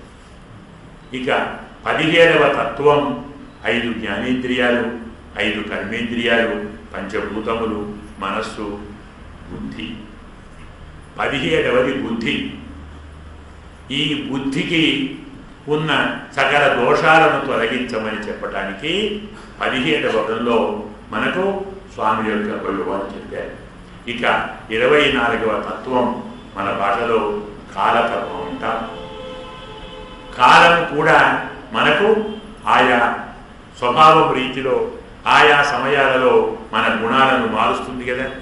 కలియుగం తమో గుణం, ద్వాపర యుగం రజోగుణం, కృతయుగం సత్వగుణం, త్రేతాయుగం సత్వరజోగుణం. కాలము గుణాన్ని ఏర్పరుస్తుంది కాబట్టి కాల ప్రభావం వలన వచ్చేటువంటి గుణముల ప్రభావం మా మీద పడకుండా కాపాడవయ్యా స్వామి అనే ప్రార్థనను చెప్పటానికి ఆండాళ్ళమ్మ తిరుప్పావులో 3, 17, 24 పాసురాలుగా వర్ణించారు. ఆ తత్వం కూడా చెప్పుకోవాలి. వామనావతారంలో 3 అడుగులతో కందిపోయిన పాదానికి మంగళాశాసనం చేసి, అయ్యో అదేమిటండి వామనావతారాన్ని అంతా పొగుడతారు, 3 అడుగులతో కొలిచిన పైకి వెళ్ళిన పాదానికి బ్రహ్మగారు తన కమండ జలంతో కాళ్ళు కడిగారు, పాద ప్రక్షాళన చేశారు. సరి ఆ పాదాన్ని ఆయన కుమారుడు రుద్రుడు శిరమున ధరించాడు.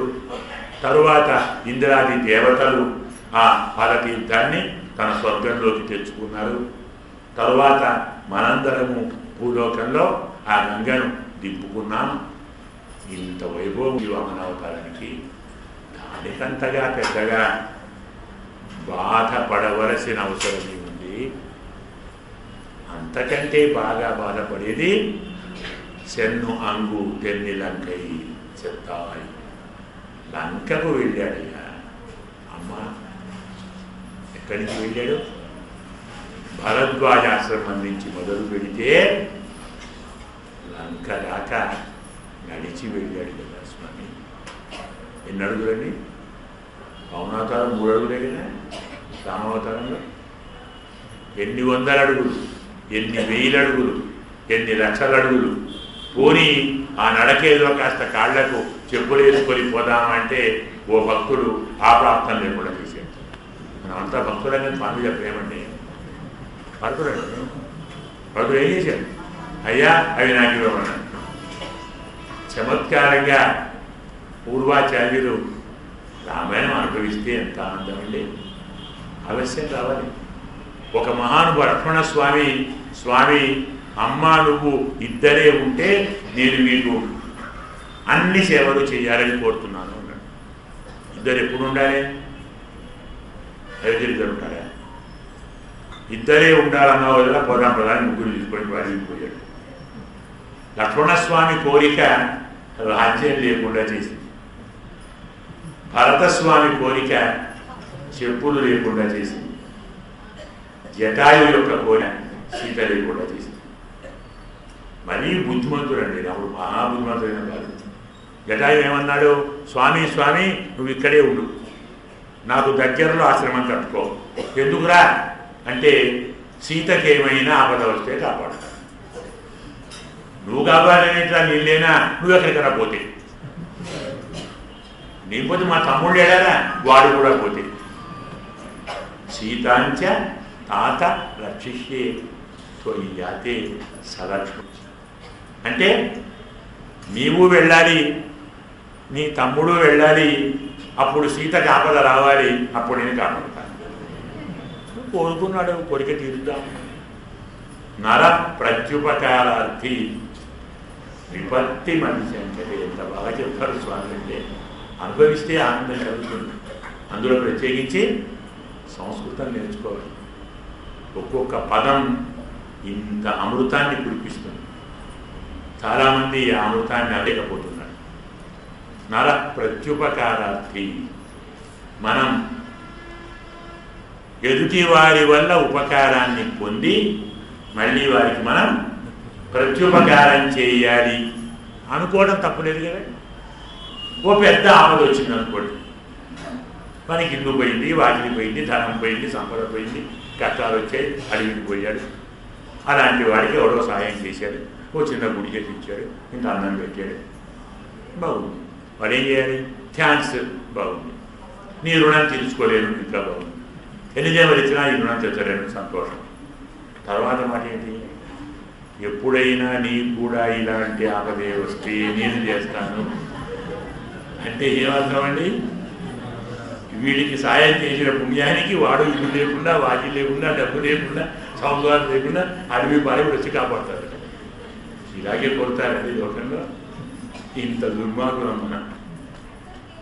నర ప్రత్యుపకారార్థి మతిమపి కాంక్షతే. మానవుడు ప్రత్యుపకారం చెయ్యాలని కోరుకొని ఎదుటివాడికి ఆపద కలగాలని కోరుతాడు. జటాయువు ఆ పని చేశాడు. జటాయువు పుణ్యాన సీత పోయింది. ఇంకాస్త ముందరికి వెళితే మళ్ళీ ఇంకొకరి పుణ్యాన ఆ సీతమ్మ అగ్నిలో చేరింది. అయోధ్యలో మరొకరి పుణ్యాన అరణ్యానికి పోయింది. మొత్తం ఆయన పని అది కదా, మన కోసం అన్నీ ఉన్న స్వామి కదా రాముడు. మన కోసం భరద్వాజుని ఆశ్రమం నుంచి లంక దాకా నడిచి వెళ్ళాడు కదా. అందులోనూ దక్షిణ లంకకు వెళ్ళాడు. దక్షిణం అంటే మృత్యుస్థానం అంటాం. అంటే ఏంటి? మన బాడీ. ఇదేంటండి శరీరం ఏంటి? ఎన్నడైనా పోవలసినదేనా? మృత్యుస్థానం అంటే ఇదే. ఇందులో ఉండేవాడే రావణుసే పడివాడు మనసు. అక్కడికి వెళ్ళాడు రాముడు. అక్కడి దాకా వెళ్ళాడు. అయినా ఎంత దయామయుడండి. తాటగా వస్తే చంపాడు.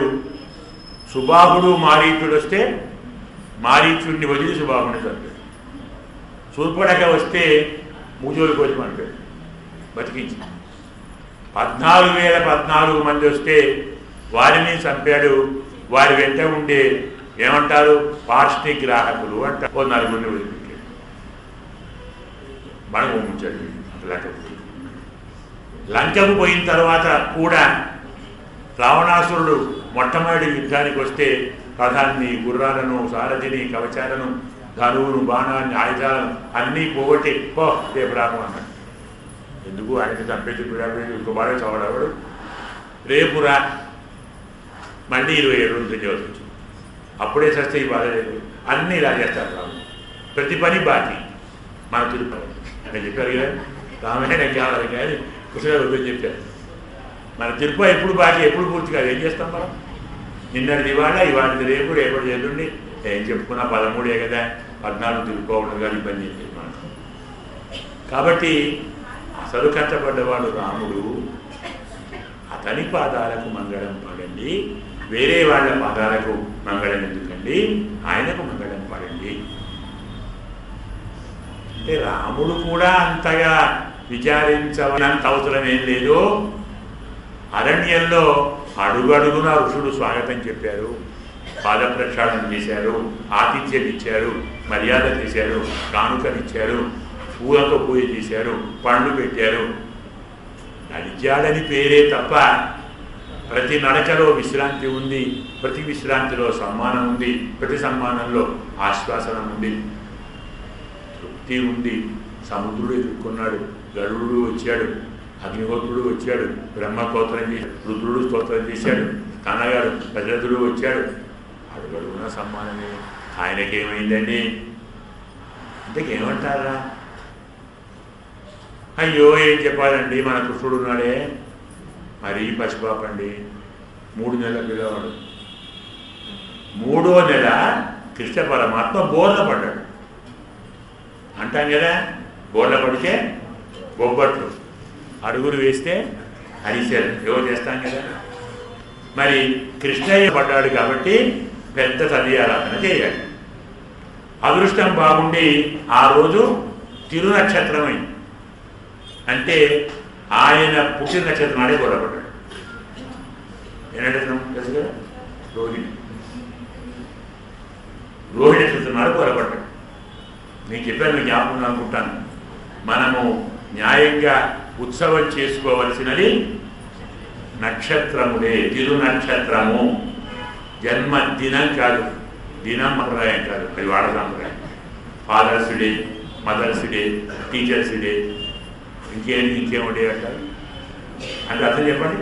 ఫాదర్స్ డే అంటే తండ్రుల దినం, మదర్స్ డే తల్లుల దినం, టీచర్స్ డే గురువుల దినం, ఇంకోటి ప్రేమికుల దినం. దినాలు ఎందుకే కర్మ? పుట్టిన రోజు చేసుకోండి, ఆ దినాలు చేసుకుంటారు. పుట్టిన నక్షత్రం చేసుకోవాలి. మన సంప్రదాయం తిరు నక్షత్ర, తిథాలు కాదు. తిథులు చేసేది తద్దినాలు, నక్షత్రాలు పుట్టిన నక్షత్రాలు. కృష్ణ పరమాత్మ కూడా రోహిణీ నక్షత్రం నాడు బోలపడ్డాడు. పిల్లవాడు బోలపడ్డాడని పండుగ చేశారు. పండుగ అంటే ఏమిటి? ఆయన రాజు, మరి నందుడు బృందావన వాసులందరికీ నిండుపోయినట్టు. ఎంతమంది? 1 కోటి మంది ఉంటారు. ఒక మనం అనుకున్నాం కదా, 1000 కోట్లు ఉంటాయి చెప్పుకున్నాం. 200 కోట్ల ఆవులు, గేదెలు అని చెప్పుకున్నాం. 1000 కోట్ల పశువులు, 1 కోటి మంది మానవులు, మరి ఇంకా పక్క ఊరు నుంచి వాళ్ళు వీళ్ళు వస్తారు, భిక్షుకులు వీళ్ళు వస్తారు. ఇంతమందికి పెట్టాలంటే ఏ గార్డెన్ చేయాలి? సరిపోవు అని యమునా తీరమే పెద్ద ఏమంటారు కానీ గార్డెన్, ఫంక్షన్ హాల్. అవునండి, వెన్యూ ఏమంటారు, అది యమునా తీరం. ఇక బాధ లేదు, 100 యోజనాలు ఇప్పుడు అన్నింటినీ వెళ్ళి ఇంత వైభవంగా విందు చేస్తుంటే పాలు తక్కువ, పెరుగు తక్కువ, వెన్న తక్కువ, నెయ్యి తక్కువ, పంటలు తక్కువ, ఏం తక్కువ. వంట చేసేవి అందులో మాకిత్తయ్య బోలపడ్డాడు. మేం చేస్తాం. లక్షల మంది వంటలు చేస్తుంటే ఆ దృశ్యం ఊహించండి. 1 కోటి మంది లైన్గా కూర్చుంటే, లక్షల మంది వంటలు చేస్తుంటే, 1000 మంది వంట చేస్తుంటే, పైన దేవతలు వచ్చి ఆశీర్వదిస్తుంటే, ఇక్కడే వైకుంఠం దిగిరాలేదు, ఎవరు ఎక్కడో ఉంటే ఇంత బాగా ఉత్సవం చేస్తుంటే స్వామి యశోదమ్మ మా పిల్లవాడికి ఉత్సవం కదా, మరి నేను కూడా వంట చేయాలి కదా, నేనెంత మారని కూడా పని చేయాలి కదా అని కనీసం తీర్థకరించండి. శాస్త్రం చెప్తారు, పరమాత్మకు బాగా ఇష్టమైనవి 3. 1 మన కాళ్ళతో మనం నడిచిపోవాలి ఆయన దగ్గరికి. 2 మనకు ఇంట్లో దొరికిన పూలతో పూజించాలి. 3 ఆయన కోసం నీరు దూరం నుంచి మోసుకొచ్చేవాడు. తీర్థ కైంకర్యం, పుష్ప కైంకర్యం, అలాగే పాదాభ్యాం పద్భ్యాం చలనం 3 చేస్తాం. తీర్థం తెద్దాం స్వామికని యశోదమ్మ ఏదో కుండ పట్టుకొని లేవపోతే పిల్లవాడు కేవమన్నాడు. అయ్యో నాన్న ఆకలి అవుతుందా? ఆగి పాలిచ్చి నిద్రపుచ్చి మరి వాళ్ళకి ఏమున్నాయి రావండి కదా, ఓ బండి ఉంది తండ్రి పడుకోబెట్టి, నాన్న పిల్లవాడిని చూడండిరా పడుకున్నాడు, ఇప్పుడే 2 బిందెలు నీళ్ళు తీసుకొస్తాను, తెచ్చి రాగానే మళ్ళీ వస్తాను, లేస్తే మాత్రం నాకు చెప్పండి. అలాగే అమ్మ పోండి అని. ఆమెడు పండుకున్నాడా?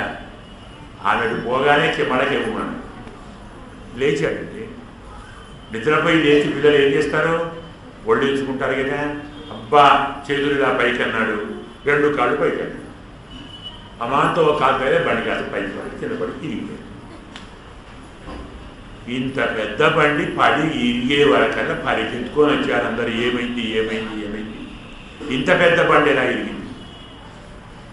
మీరు చూసారా ఎలా ఇరిగింది?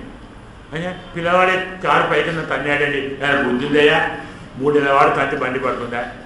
నమ్మాలి కానీ అని లేకపోయిన మాటలు. అయ్యో మా స్వామికి బాధ ఏమైందో తీసుకుని ఎత్తుకున్నారా యశోదమ్మ. బలగజం పాలించింది, ఇంత గోమూత్రం, ఇంత గోమయ, ఇంత నెయ్యి, దేవుడు తెచ్చి శాంతి చేసి కవచం చదివి పోయేది, అన్న శాంతి కావాలి. అదే తప్ప 3 నెలల పాపాయి కాలు ఎంత లేతగా ఉంటుందండి. అంత లేత పాదం అంత మొండి బండికి తగిలితే అయ్యో నీ కాలు ఏమైందో అని తల్లి చూసిందండి. రాముడికి ఏమండి 120 మంది అడిగారు, ఈయనోడు అడిగాడు. మరీ లేత పాదం కదా. ఈ ఘట్టమేమో కానీ మాకు ఎంత ధైర్యం వచ్చిందంటే స్వామి, ఇప్పటిదాకా నీ పాదం మమ్ములను మాత్రమే కాపాడుతుంది అనుకున్నాము. ఇవాళ మాకు అర్థమైంది, నీ పాదం నిన్ను కూడా కాపాడు. శకటాసురుని ఆపద నుండి స్వామిని కాపాడింది ఏదండి? పరమాత్మ పాదం పరమాత్మను కూడా ఆపద నుంచి కాపాడుతుంది. కాబట్టి నీకు నాకు రక్ష పాదం. ఆ పాదం బాగుంటుంది. ఇలా పాడండి. వేరే పాడతారు ఏంటి? పొన్న జగడం ఉదత్తాయి పొగడు పోతి, ఇంతటి నీ కీర్తి అట. 3 నెలల పాపాయి చిన్ని పాదంతో తంతే బండి పడిపోయింది అని ఎంతమంది చెప్పుకున్నారో, ఎంతమంది నోళ్ళు నొక్కుకున్నారో, ఎంతమంది ఆశ్చర్యపడ్డారో. నీ పాదానికి ఎన్ని కన్నుల దృష్టి తగిలిందో. ఆ దోషం పోవద్దు. ఏమైంది? మంగళాశాసనం. మనం స్వామికి ఏం చేస్తాం? పూజ పూర్తి కాగానే అదే శ్రీయకాంతాయ కళ్యాణ నిలయజ్జనం శ్రీవేంకట నివాసాయ. ఏమిటి మంగళం అంటే? ఇదే మా స్వామి బాగుండాలి. స్వామి నీ దృష్టి అంతా, నీ పైన పడిన దృష్టి అంతా పోవాలి. చదువు. అరమా కలిగిన దృష్టి దోషం పోవటానికి హారతి తిప్పాం. అంటే ఇప్పుడు ఆ దృష్టి దోషం అంతా ఎక్కడికి వచ్చింది? హారతిలోకి వచ్చింది కదా, అవునా? అలా వచ్చిన హారతిని మనం కందులకు అద్దుకుంటే ఎక్కడికి వచ్చినట్టు? అద్దుకోవచ్చా? మరి హారతి కందులకు అద్దుకోవచ్చా? పరమాత్మ కలిగిన దోషాన్ని హారతిలో నింపి దాన్ని మనం కందులకు అద్దుకుంటే అది మాకు రావాలి అనే ఏం చేయాలి? మన ముందరికి హారతి వస్తే 2 చేతులు జోడించాలి. దేనికి? మా స్వామి దోషాన్ని పోగొట్టిన దీపరాజమానికి నమస్కారం, కృతజ్ఞతలు చెప్పాలి, ధన్యవాదాలు చెప్పాలి, పులకించిపోవాలి, నమస్కారం చేయాలి. కొందరు మహానుభావులు మన కళ్ళలా కాకుండా ఆయనకే ఇస్తారు. చూడండి, పూజల్లో మీరు చూస్తున్నాను. హారతి ఇచ్చి అదే ఇది మాకే వద్దుకో బాగుంటావు. ఎంత కర్మలా బాబు! దీన్ని ఏం పూజ అనాలి? ఇది ఏ శాస్త్రం అనాలి? ఎంత జ్ఞానం! ఎవరు చెప్పేవాళ్ళు లేదా? ఎంత క్షోభపడాలి మనసు. హారతి ఇచ్చి ఆయన కలుగుతారు కళ్ళకి. ఇంత న్యాయమా? ఇంత న్యాయం? ఇలాంటి ప్రవృత్తి ఎవరు చెప్పారు? ఏ శాస్త్రం చెప్పింది? వాళ్ళని ఎవరు అడగారు. వాళ్ళు చేస్తున్నారు కాబట్టి మేము చేస్తాం, మేము చేస్తున్నాం కాబట్టి వాళ్ళు చేస్తారు. ఒక్కరైనా చెప్పాలి కదా. మంగళాశాసనం పరమాత్మకు మన వల్ల ఏర్పడినటువంటి దృష్టి దోషం తొలగించటానికి మనం చేసేటువంటి దీపరాజం యొక్క ఆహ్వానం, ఆవాహన. ఆ దీపంలో, ఆ హారతిలో, ఆ జ్యోతిలో పరమాత్మ దృష్టి దోషాన్ని ఆవాహన చేస్తున్నాం. అందుకే హారతి కాగానే ఏం చేస్తాం? దాన్ని అందులోనే ఉంచాం, ఇప్పుడే కింద పడేస్తాం. మళ్ళీ కావాలంటే ఇంకో హారతి తీసుకోవాలి. కొందరు మహానుభావులు ఏం చేస్తారు? ఇంత గడ్డ ముడిస్తారు. బాగా ఎన్నిసార్లు హారతి దాన్నే చెప్తారు. కాగానే ఇలా అంటారు, తొలగలుగుతారు. చూడండి, చాలా చోట్ల హారతి ముట్టించి ఇలా 3 సార్లు తిప్పి అయిపోయింది కదా చేయబెట్టి ఆపేస్తారు. మళ్ళీ హారతి మళ్ళీ దాన్ని ముట్టించి ఇంకోసారి ఇస్తారు. మళ్ళీ హారతి మళ్ళీ ఇంత హారతి కాకపోవడం నాకు అచ్చైతే స్వామి ఒకటే బాగుంటుంది. భావాలు ఎలాంటి ఆలోచన? మంగళాశాసన వైశిష్ట్యం, వైభవం, అందులోని రహస్యం, ఆంతర్యం తెలియక చేసే పనులంటారు. మనం ఇవి తెలుసుకోవాలి, ధర్మం తెలుసుకోవాలి, తత్వం తెలుసుకోవాలి, అందులో ఉన్నటువంటి రహస్యం తెలుసుకోవాలి. ఈ రీతిలో పరమాత్మ నీ పాదానికి, శకటాసురుణ్ణి సంహరించిన నీ పాదానికి మంగళాశాసనం. ఇంతకంటే ఇంకో గొప్ప విశేషం, ఒకేసారి 2 వచ్చారు కృష్ణుడి దగ్గర. ఒక్కొక్కడు వెళుతుంటే స్వామి చంపినాడని 2 వచ్చారు. ఆ 2 కూడా వేషాలు మార్చుకొని వచ్చారు. ఒక మహానుభావుడు దూడలాగా వచ్చాడు, ఆవు దూడ. ఇంకో మహానుభావుడు ఓ చెట్టులాగా వచ్చాడు, వెలగ చెట్టు అంటాం. పరమాత్మకు వెలగ అంటే చాలా ఇష్టం. కపిత్థ ప్రియ, కపిత్థ పనస ప్రియ అని స్వామికి స్తోత్రం. పనస పండు అంటే చాలా ఇష్టం స్వామికి. ఎందుకంటారా? పనస పండులో లెక్కలేనన్ని తొనలు ఉంటాయి, పరమాత్మ మనస్సులో లెక్కలేనన్ని గుణాలు ఉంటాయి. పరమాత్మ కూడా పనస పండు, అందుకే స్వామికి పనస అంటే ఇష్టం. పరమాత్మ కూడా కపిత్తమే, అంటే వెలగ. వెలగ ఎక్కడో ఉంటే ఇక్కడ దాకా పనిపడి వస్తుంది. మనం ఇప్పుడు మర్చిపోయాం. కానీ పాత రోజుల్లో కృష్ణాష్టమి నాడు వెలగపండు తెచ్చి పైదంతా తీసేసి లోపలి గుజ్జు ఉంటుంది. ఆ గుజ్జులో వెన్న, మీగ, పెరుగు, నెయ్యి, చక్కెర, శొంఠి, బెల్లం, వేరకులు, లవంగాలు, షాజీరా, ఇంకేదో చెక్క, దాచిన చెక్క, మొత్తం 32 పదార్థాలు కలుపుతారు. అది వెన్న వెలగపండు ముద్ద ఇంతైతే పదార్థాలు ఇన్ని కలుస్తాయి. ఆ ప్రసాదం కోసం మనకు ఇప్పుడు పోయారు. కానీ ద్వారకకు వెళితే కపిత్త ప్రసాదం అంటారు దాన్ని. వాళ్ళు నార్త్ వాళ్ళు కాబట్టి కాఫీ ప్రసాదం, కాఫీ అంటారు. ఏమిటా ఈ కాఫీ వాడికి అర్థం కాదు. వెళ్ళాము అంటే కాఫీ తెలియదు అంటాడు. ఏమిటా ఈ కాఫీ వెళ్ళి కొత్తపడుతున్నాడు. చూస్తే కవిత రోగం ఇది. సరే మంచిది అనుకున్నాను. ఆ ప్రసాదం తీసుకోవటానికి 1000 మంది వస్తారు. వచ్చిన ప్రతివాడు 1,000 మంది తెస్తారు స్వామి ముందే. కపిత్త ప్రియుడు పరమాత్మ.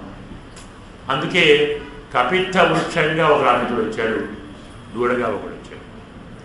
మళ్ళీ ఇద్దరిని వేరువేరుగా ఎందుకు చంపాలనుకున్న స్వామి ఈ దూడ 4 కాళ్ళు పని గిరగిరా తిప్పి చెట్టు కొట్టాడు. చెట్టు పోయింది, వీడు చచ్చాడు. గిరగిరా తిప్పి కొట్టాలంటే బలం పాదానికే ఉండాలి కదా.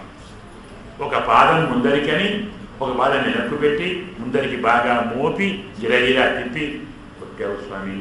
ఈ పాదం ఎంత కందిందో నీ బలానికి మంగళం. ఇంద్రుడికి యజ్ఞం భంగం చేశారన్న కోపంతో రాళ్లవాన కురిపిస్తే వాడు పడే కదా, శత్రువు కాదు. అడుగులైతే సంపొచ్చు, వాడు దేవతే. తాత్కాలిక కోపం వచ్చింది, కోపం ఎవరికైనా వస్తుంది. ఆఖరి అయింది, అన్నం పెట్టలేదు కోపంలోనే 2 రాళ్ళు వేస్తాం కదా. రాళ్ళు మనకు అప్పటించేవాడు, ఇప్పుడు కాదు. మన బయటి వాడు ఆలోచించేప్పుడు ఇప్పుడు అన్నమాట. కోపం వస్తే రాలేదు. ఎవరు చెప్పాడు? ఇంట్లో ఇప్పుడు రాలేదు. అవునండి. అలాగే రాళ్ళు వాడేసాడు. రాళ్ళు వేసాడు కాబట్టి ఈయనే ఓ రాయిని లేపాడు పర్వతాన్ని. రాళ్ళు కలిసిపోతాయి. పొరపాటున నీళ్లే కురిపిస్తే సముద్రాన్ని లేపుతాడేమో గొడుగ్గా అన్నాడు చమత్కారం స్వామి. ఇలాంటి మార్గం ఇక్కడ ఆయన వాత్సల్య గుణం ఉంది. తనవాడు వాడు కోపం వచ్చింది తాత్కాలికంగా, అది పోతే తనవాడు. అహంకారం వచ్చింది, దాన్ని పోగొట్టాలి అని. ఎంతటి వాత్సల్యమయ్యా! చిటికెన వేలు మీద 7 రోజులు పర్వతాన్ని నిలిపాడే. వాడికి హాని కాకూడదు, నీ వాళ్లకు వాడు నీవాడే, వీళ్ళు నీవాడే, అందరూ బాగుండాలి. అంత కదవయ్యా. అలాంటిది వాత్సల్య గుణానికి మంగళము. ఎల్లప్పుడూ మీ నాన్నగారి వంశక్రమానుగతంగా నీ చేతిలో పట్టుకొని సంహారం చేస్తున్నా కాదు, నేను కయ్యిలు వేరు, నీ చేతిలో ఉన్న బల్లానికి మంగళము. ఇలా ఎన్ని పాడాలి, ఎన్నెన్నైనా పాడాలి. ఇలా పాడుతూనే ఉంటాం. నువ్వు ఇస్తానంటే పడ తీసుకుంటాం. మాకది ముఖ్యం కాదు, నీకు మంగళాశాసనం చేయటమే ముఖ్యము. ఇలా సంగ్రహంగా పాసురార్థాన్ని చెప్పుకున్నాం.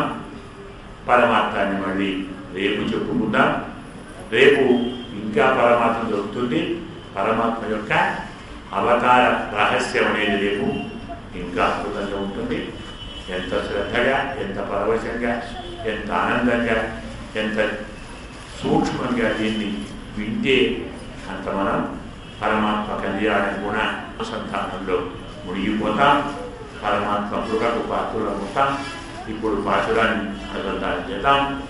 అన్నో ఇవ్వులగం అళందాయ్ ఆడిపోతి చెన్నో అంగై ఎన్నెలంకై చెత్తార్ ఇరలుపోతి కొన్న చెగడం ఉదత్తాయ్ పుగడుపోతి కన్ను పొడిలా వేదాయ్ కడలుపోతి కున్ను పొడయా వెడుకాయ్ குணம் போத்தி வெண்ணு பகை கெடுக்கும் என் கையில் வேறு போத்தி என்னென்றும் சேவகமே ஏத்தி பறை கொள்வான் இன்னுயாம் கொண்டோம் இறங்கே தோரெம்பாவாய் ஆண்டாள் இந்திய திருவடிகளே சரணம். ஸ்வஸ்தி பிரஜாப்ய பரிபாலயந்தாம் न्याय्येन मार्गेण महीमहीषाः గోబ్రాహ్మణేభ్యః శుభమస్తు నిత్యం. లోకాః సమస్తాః సుఖినో భవంతు. అస్తు. గురుభ్యో నమః. జై శ్రీమన్నారాయణ. అందరు కూర్చోండమ్మా, ఎవరు లేవను. సోచ్చిష్టమాలికా బంధగంధ బంధురజిష్ణవే విష్ణుచిత్తతనూజాయై గోదాయై నిత్యమంగళం. శ్రీమత్యై విష్ణుచిత్తార్యమనోనందనహే